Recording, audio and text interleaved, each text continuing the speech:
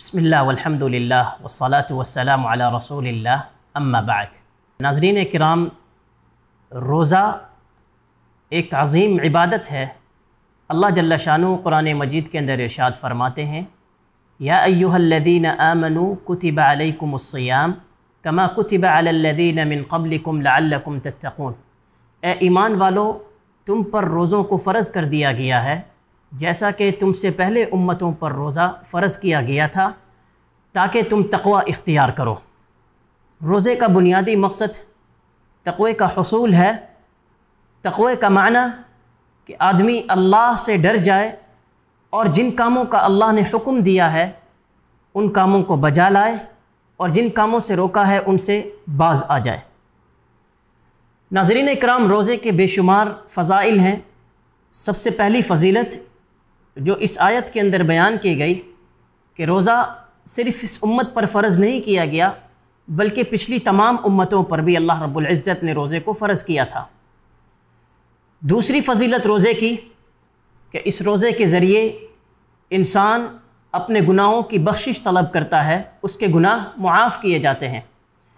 رسول اکرم صلی اللہ علیہ وسلم نے ارشاد فرمایا، من صام رمضان ایمانا واحتسابا غفر له ما تقدم من ذنبه۔ جو شخص ایمان کی حالت میں اللہ سے اجر و ثواب کی امید رکھتے ہوئے روزہ رکھے گا، اس کے پچھلے گناہوں کو معاف کر دیا جائے گا۔ اس حدیث سے معلوم ہوا کہ روزے کے لیے بنیادی شرط ایمان ہے۔ اسی لیے قرآن مجید میں جب روزے کا حکم دیا گیا تھا اس میں بھی مخاطب ایمان کے ذریعے کیا گیا تھا، یا ایہا الذین آمنوا کتب علیکم الصیام۔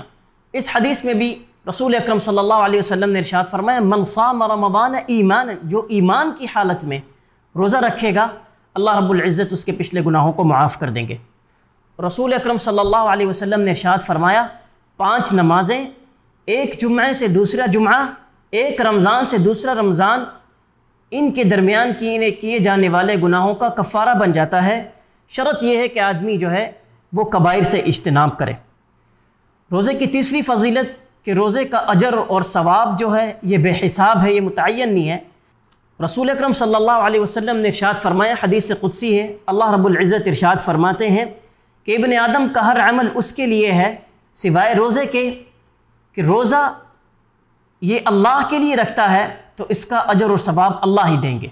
اسی طرح اللہ کے رسول صلی اللہ علیہ وسلم نے ارشاد فرمایا، نیکی کا ثواب اللہ رب العزت بڑھا چڑھا کر دیتے ہیں، ایک نیکی کا اجر بڑھا چڑھا کر دیا جاتا ہے سوائے روزے کے، کہ جس کے بارے میں اللہ رب العزت کہتے ہیں کہ یہ ابن آدم میرے لیے رکھتا ہے کیونکہ یہ کھانا اور اپنی شہوت کو میری خاطر چھوڑتا ہے، تو لہٰذا اس کی جزا اور اس کا بدلہ میں ہی دوں گا۔